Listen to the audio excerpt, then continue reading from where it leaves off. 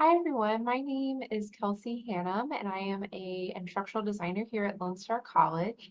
A little bit about me is I also have experience as an editor in textbook publishing, and that's where I really gained a lot of expertise in writing alt text for STEM. So worked on economics books, some finance series, as well as biology and anatomy and physiology. And I wanted to create this presentation to help provide um, some guides to help other instructors write helpful alt text for STEM images because they are a little bit more complex, and how to do that that really aids the student and also helps you do that efficiently. Um, and so that is really what today's presentation is about. I am unable to be here today, so I did record my presentation and have a lovely facilitator helping to um, facilitate this presentation. And I do have at the very end a Google form for any questions you have. So I definitely want to not only provide information, but answer your specific questions. So I will follow up within, I think, about 2 weeks. And with that, let's go ahead and get started.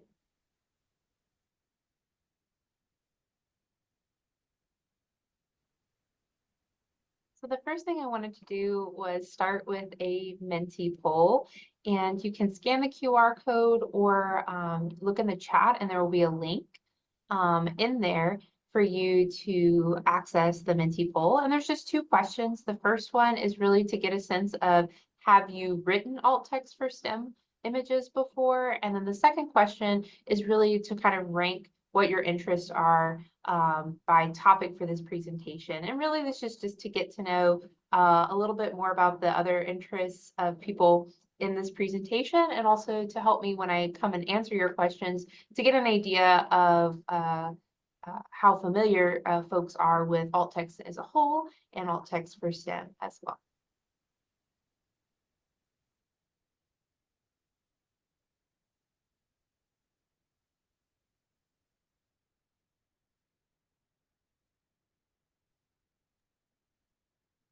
Right. We've got our poll up, so we'll give everyone a few more seconds to answer the first question as part of the presentation. Give everyone about 30 seconds here to answer this first question, those people who might still just be joining. And then we'll go ahead and switch. There is one more question that the presenter has for everybody.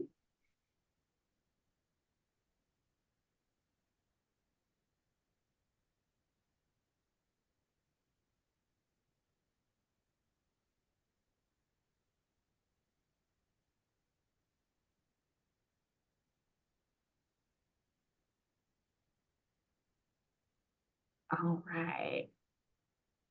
Thank you to everyone who is answering the polls. I'm going to go ahead and switch it to the second question we have included in the Menti. And we'll give everyone probably about a minute to answer this one.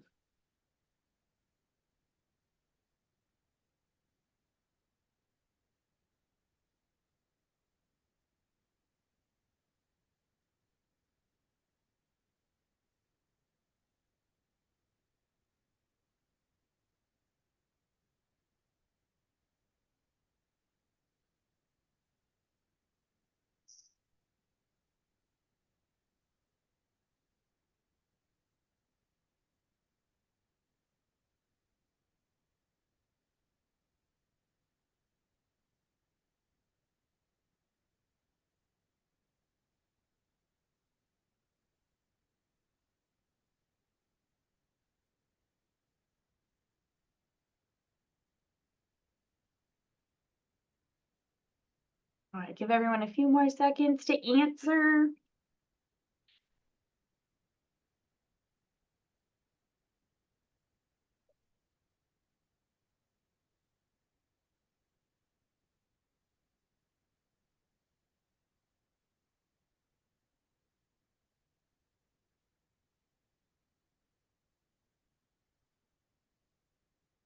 All right, thank you to everyone who has participated in the poll.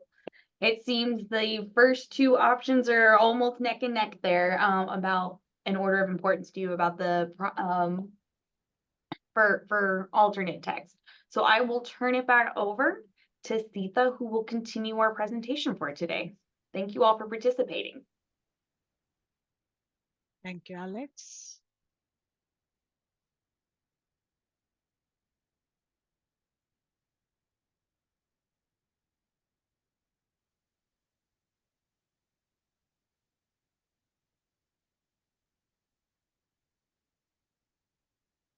So before jumping into STEM alt text, I did want to back up a little bit and talk about alt text in general. So what is its function? How is it used? And just general best practices.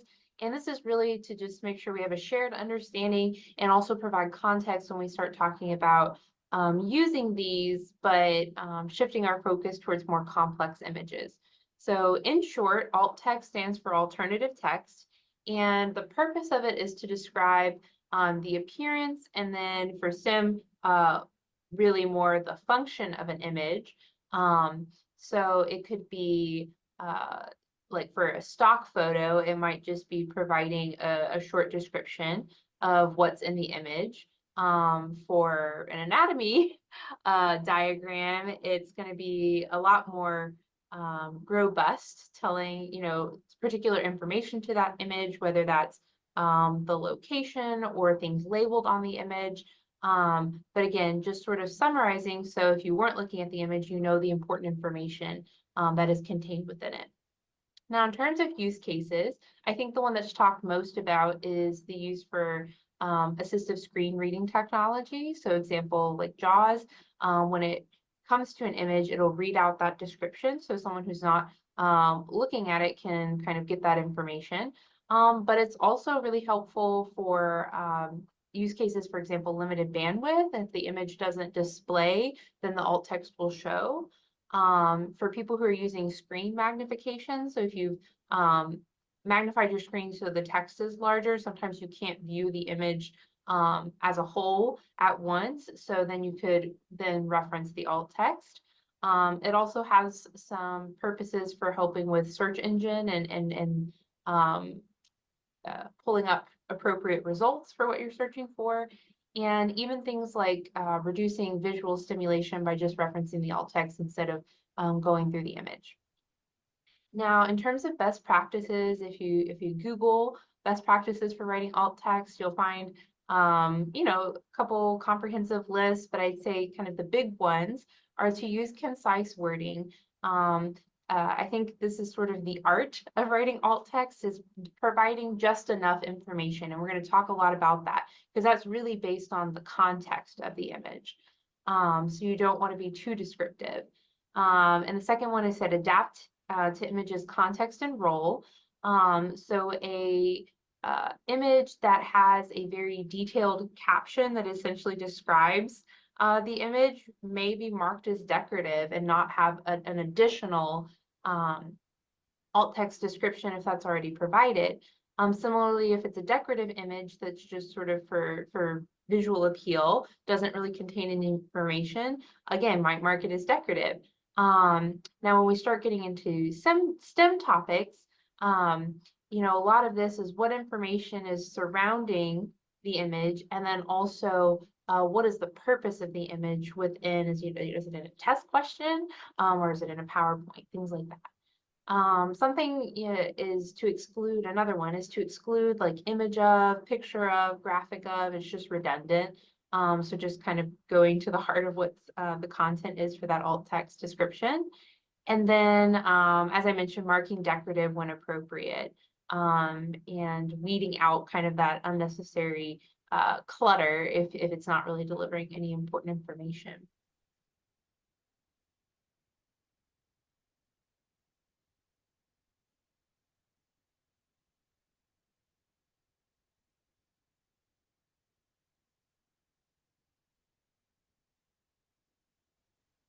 So let's talk a little bit more about situating an image within its kind of larger context. And for this slide, I picked kind of your typical example that you will see when talking about writing alt text with kind of context in mind. So the first one is if there's really no context, it could be something very simple like man reading notebook outside. And you'll see kind of the difference when we get a little bit more information. So maybe this image is within like an emailed newsletter about student tech needs on campus. Then the alt text might be student using laptop while studying to kind of reinforce that message, right? And then the third example is, let's say it's a web page about the library renovation project delays. And then the alt text might be students studying on lawn outside campus library. And maybe that's contributing to the piece's commentary on how these renovation delays are impacting students. So it's the same image, as we can see, but how we describe it is entirely based on what the image's role is within the larger picture. And these are typically about the level of examples you'll see, at least that I found when searching online, which is why I created this presentation, because when you start getting more into more complex images, this doesn't provide maybe as much guidance as I know I was looking for when I was creating this, because these really are more for kind of examples geared towards copy that you would see like in marketing and things like that. And when you start getting more into educational context, there's a lot more to consider. For example, like when I was writing alt text within textbooks, like there's quite a bit of information surrounding those graphics, and how do I kind of fuse these two together and also not get bogged down with being overly descriptive. And that's really what we're going to talk more about.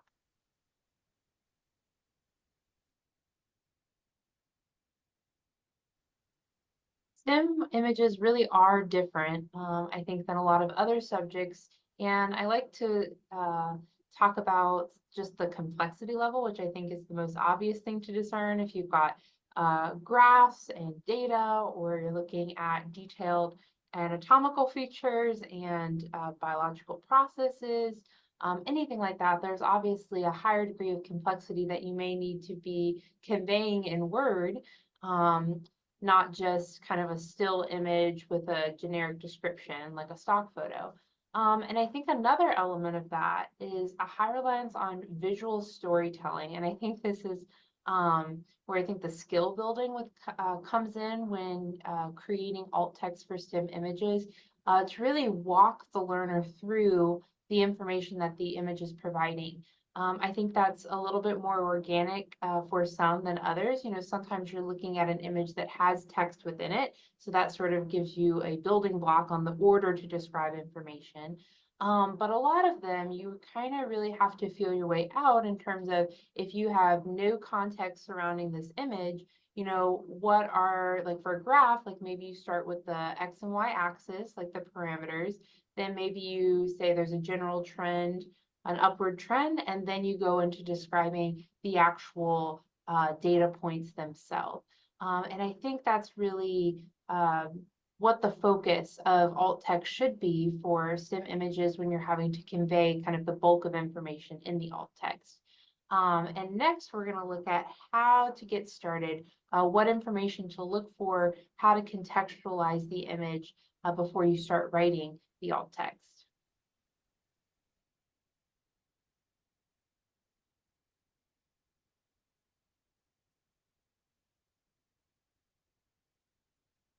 So this is kind of the big acronym that I use to help myself assess. So this is kind of the big acronym that I use to help myself assess the context for an image before I write the alt text, and I think is particularly helpful for STEM images. So the first thing that I look at is just the medium of the image, where it's being delivered. There's a big difference in the kind of information you're going to provide for an image that's, for example, in a PowerPoint slide deck, where maybe this is their first time encountering the content. There might be less text information surrounding it. It might be more image reliant than on text support. And that's very different from example, if the image appeared on a test and it's actually being used as a reference for a test question. You know, the context you may be providing may be different so that you don't give the answer away, but that you provide the critical details for that image for them to interpret it and answer the assessment question. So that's the first thing I look at is where does this image live and where does it reside? Then I think about what I call understanding, and this is really talking about prior knowledge of my audience. And so an image that they're looking at, maybe this is the first example, for example, in a finance textbook, is the first example that they're seeing for a chapter. I might have an alt text description that's a lot more detailed because maybe we haven't gotten to the new vocabulary, maybe that's further down the line, and really this is sort of their first encounter. I might provide a lot more description. That's really different, for example, if I'm in an anatomy and physiology course and we're on chapter 24, there are certain terms that I'm going to expect them to be familiar with, maybe things that have been described before that I don't need to reiterate when I'm conveying the image in that particular context. So again, just thinking about where your learners are in this process, what they've been exposed to previously, and what might be new, what terminology, for example, that you may need to explain. Then the next thing I look at is surrounding text. And I think this is one of the more important ones that I see when writing alt text for STEM images, particularly when they are in worksheets or textbooks or assignment instructions, anything like that. If I've already provided the information that the image has provided and the image is really a reinforcement of that, I may just mark it as descriptive. Now, sometimes the image contains similar information, but maybe calls out and highlights a specific detail. Then I want to make sure, okay, I want to focus on that in the image. I don't need to describe everything. I just really need to focus on this one thing that it's really pinpointing, given all of the information that they're going to have when they read through before and after the image. And this also comes into play, I think, with this, it ties into the understanding component. I see this a lot when they're going to be exposed to vocabulary right after the image. You have to remember that when they encounter the alt text for the image, that's the order that they are going to see that information. So a lot of that hasn't been defined yet. If that's really important to understand the image, I would say, yes, you should include that in the alt text, or consider moving the image to after all of that information has been provided, and it creates a more kind of seamless learning experience. This is really helpful looking at surrounding text for also just weeding out redundant information and really making sure that the information that you're focusing on is unique to the image. And that kind of flows into the I, the information, focusing on the information that is specific to the image, whether that's a lot of STEM subjects, you'll see like text layered on top of a visual, whether that's a graph or a diagram. And then you have to actually write out word for word what the text is and the order that information should be read is also really important. And again, any details that are unique to that image.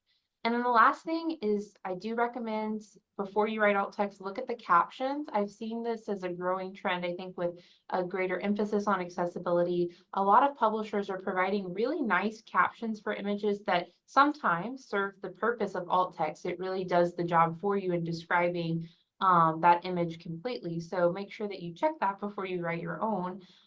For example, you might check your online textbook and see what the caption is for the image and see if you could just copy and paste that if you've got that image in a PowerPoint or on somewhere else. So I definitely recommend borrowing where you can. Now we're going to move into my personal favorite part of this presentation where we actually look at some real examples and get to practice. And if you scan this QR code or follow the link that's provided in the chat, you'll get to an interactive practice space that you can share with others. But for the purpose of this presentation, we're going to look closely at scenarios 2 and 3. So if you click the down arrows until you get those, you can follow along and look at those together. I'll also be recording a walkthrough if you'd like to just follow along right now and then look at this resource later.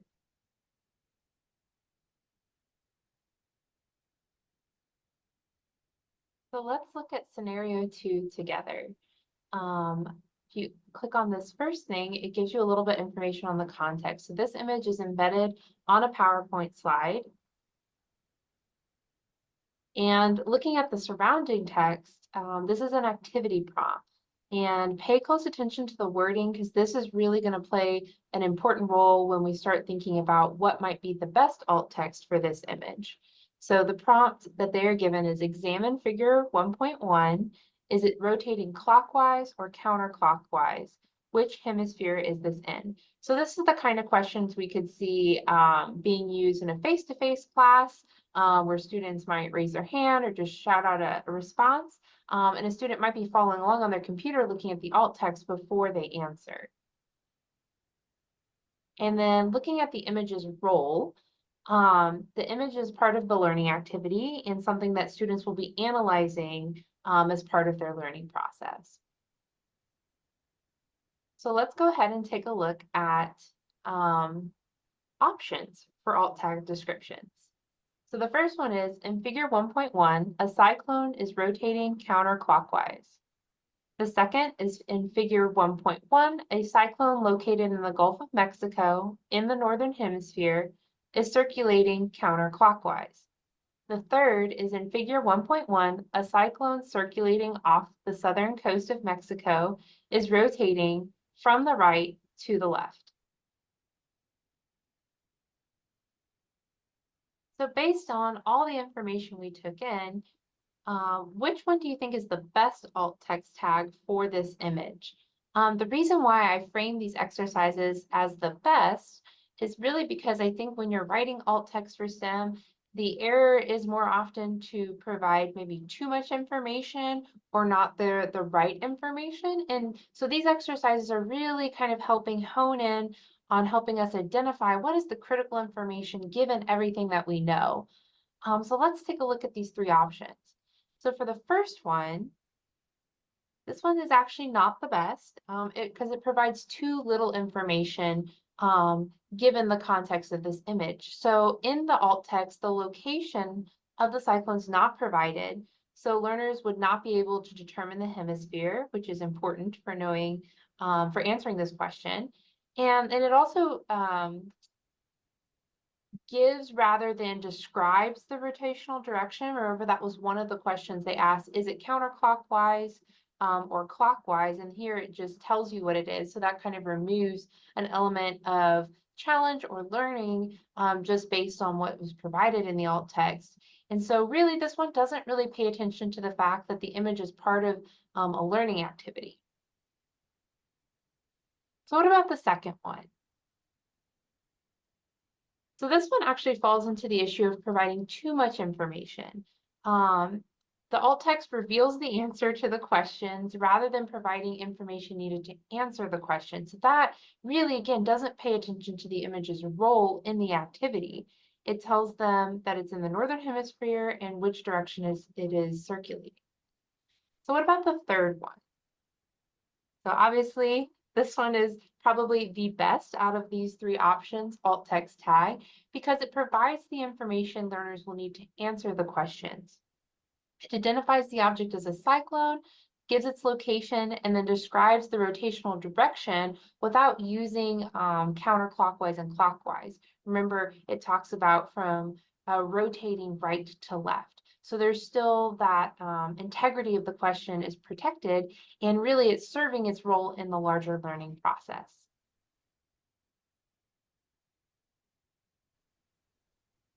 In scenario 3, we're looking at a test image. So this is a test question and minimal descriptive information is provided about the image itself. It just says examine figure 1.1. which element demonstrates the Coriolis effect. And then on the image itself, it has A, B, C, and D labeled at different regions. And that's really all the information the student is given. Here, obviously, the role is that they're going to analyze that image and the geographical information to determine which natural phenomenon demonstrates the Coriolis effect.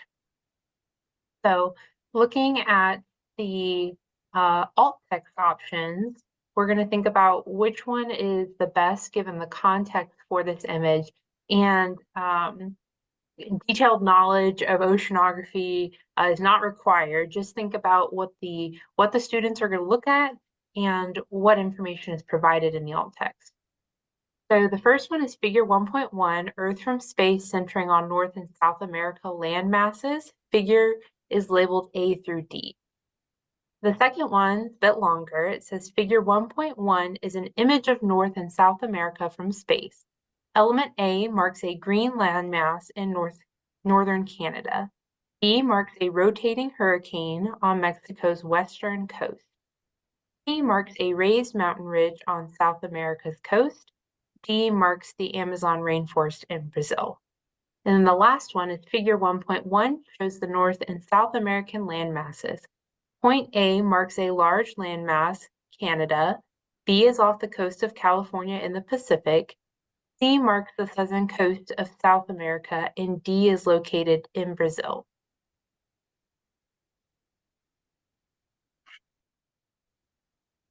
So now you've had some time to look at these and think about what might be a good match for this image. Let's go and look at each of them to see which one is the best fit.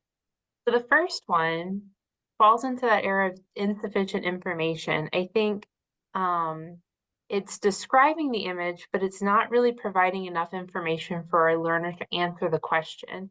So it says it's got, North and South America land masses and labeled A through D. A student would have no way of knowing what is associated with A, B, C, and D individually, and therefore how to answer the question. So this one is kind of out of the running in terms of being useful to a student, even though it is in a way accurate of what the image is displaying. Let's look at the next one. So this is the one that gives kind of detailed A, B, C, and D, what they're labeling geographically. So this one is the best fit. It is a bit lengthier, but it's providing both the location and the geographic information that will help them answer the question. So it's really critical in this case, in a very highly visual dependent test question, to provide this level of detail. May not be necessarily for all cases, which is why I included this one, because typically you're like hearing, how to be concise with alt text, but sometimes it is required to pick it up a notch. So let's look at this last one. So it's sort of, I think, the middle in length between the two that we saw before. And so it does talk about A, B, C, and D. However, it's still not providing enough information to learners to answer the question, because they need to know more than where the letter itself is located on the globe. They need to know specifically what it's pointing to in terms of geography and geographical formations, which is really at the heart of this question. So that's why that one is not a good fit in this case.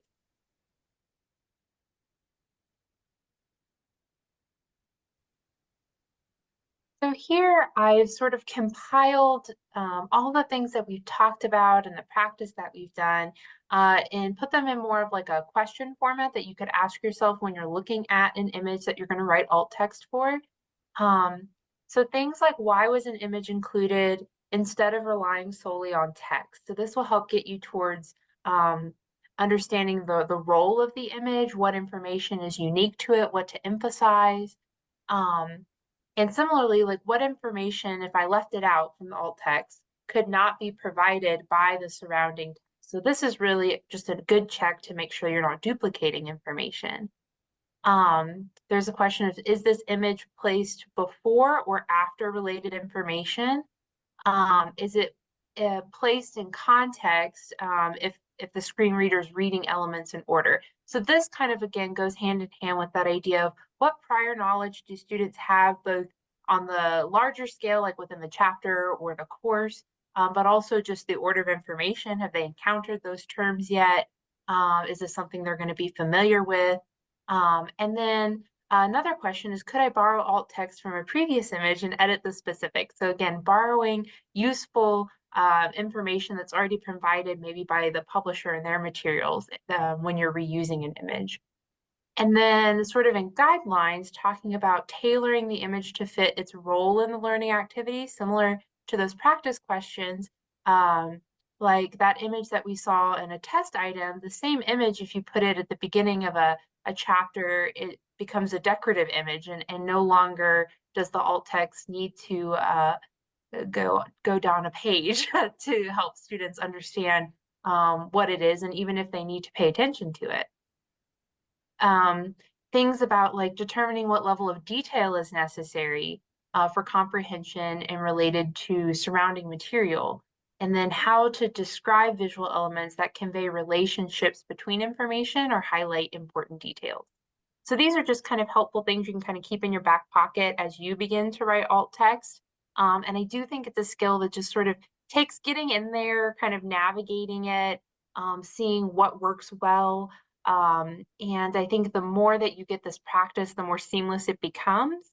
But you know, getting started, I think these are how I trained myself to write helpful alt text for STEM.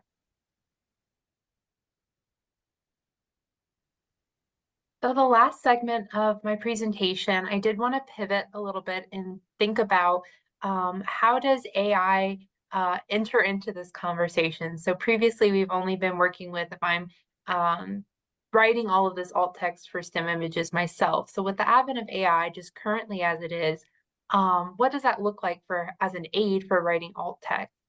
So I use just the free ChatGPT version, which is 3.5.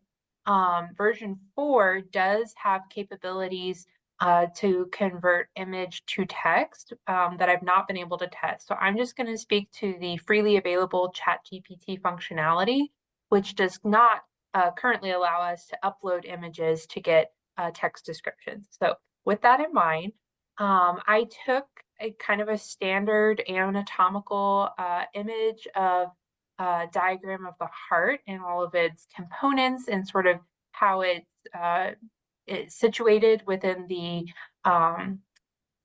chest cavity. And I sort of began very simple with my prompt, just asked for a labeled diagram of the heart. And you can read through the text yourself, but just a quick synopsis. It does provide sort of key structures that you would expect to see it in a diagram of the heart. However, it doesn't give any sort of positional or navigational information, such as where things are located. It's also missing some things, and it's also such as things like the diaphragm, so the surrounding structures around the heart. So maybe you could chalk this up to I wasn't detailed up enough in my prompt. So we're going to put that to the test. And in the next example, I'm going to give it a little bit more and see what it can do.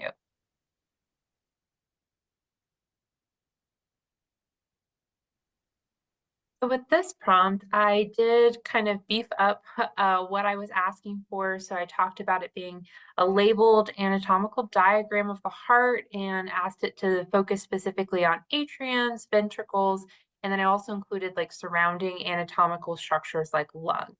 So let's look at what ChatGPT gave me. So it does do a better job, I think, about providing more detail. Still kind of have to fact check that it catches everything that's actually in the image. Something interesting on this one is it added a description about arrows indicating how blood circulates through the heart, which is not actually in this diagram. I assume it's just more kind of a typical thing you would expect to see, right, in a diagram of the heart. So that's something that is actually not present that it added. But it did add also a really nice statement about the placement of the lungs in position to everything else. So we can start to see, okay, here it's giving me a little bit more I could borrow from, but I'm still having to clean it up quite a bit. for it to be really usable. And this is without any context considerations. And that's something that I think is still very hard for AI, the AI model to do, because it's really, even if you just gave it an image, it's really only looking at that one thing. And it takes a lot of massaging to kind of get it and to both be accurate, but then also fit sort of the larger context which it will be in. So let's keep that in mind. And I do have one more example of what ChatGPT had to offer, and we'll take a look at that next.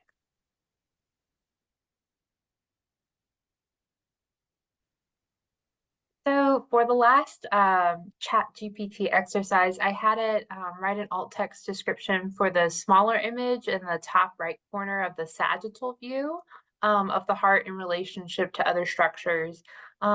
And it did provide a helpful introduction to the sagittal view of the heart, but it did also add information that wasn't in the illustration, like the 4 chambers of the heart being highlighted, which this one doesn't include, and then it also included things like the pulmonary artery, that's not there. And this is not to bash on AI or ChatGPT or anything like that. I think I just really wanted to illustrate how, at least at this time, there does still need to be kind of intervention, a human touch to these accessibility improvements to ensure that they're, giving our students the best learning experience, that it's helpful information, not just kind of text fodder that we throw in that's sort of right. Um, and I think, of course, you could use ChatGPT as a good starting point. I think it's really helpful in terms of framing sometimes. But I think it's still going to need, and like a lot of things right now, still with AI generated text, it's going to need you to kind of take a look at it, work on tone, get focused on the specifics, and really kind of clean it up. And in some cases, I think that can be really helpful. And in other cases, it might just end up being more work than if you just sat down and wrote it. So I did want to point that out because I think it is a tool out there, but I think it's really going to depend on the context, your familiarity with the subject, your comfort with writing alt text, things like that. But it is a tool that's out there, and I definitely think we're going to see it far exceed what its current capabilities are today. So I definitely want to keep an eye on it because I would love it if we could get some more AI assist for writing alt text, because it can be a lot, especially with very detailed images. So there's that. So this concludes my presentation. I hope you find it a helpful starting point with approaching writing alt text for STEM images. While I'm unable to be here today, I definitely want to answer any questions you have specific to this presentation, or if you brought other questions that I didn't answer about alt text and STEM images, please send them to me. Our lovely facilitator is going to share a link to a Google form document, and that's how your questions will get to me. And it will collect your email addresses so I can reply back. So I would say I'm probably going to be responding within the next 2 weeks, and I'm excited to talk to you. And again, thank you so much for attending this presentation and the conference as a whole. We're very excited that you're here, and I hope that this was helpful. Have a great one. Bye-bye.